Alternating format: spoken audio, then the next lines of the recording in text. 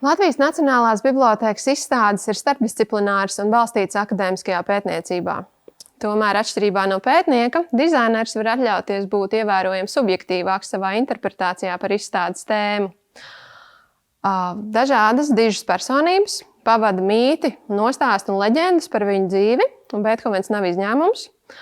Beethovena gadījumā mīts ir par kādu pastaigu parkā, kuras laikā Beethovenu ir nobiedējis putns. Un šīs pieredzes iespaidā viņš ir sarakstījis 5. simfonijas ikonisko sākuma fragmentu.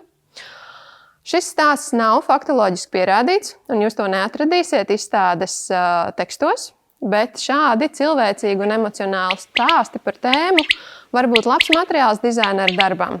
Tādā veidā dizains var kļūt ne tikai par dekorāciju, bet par izstādes satura paplašinājumu, padarot izstādi pieejamāku neakadēmiskajai auditorijai un ļaujot vairāk plašākam apmeklētāju lokam saprast tīri emocionālos aspektus, par ko šis stāsts ir.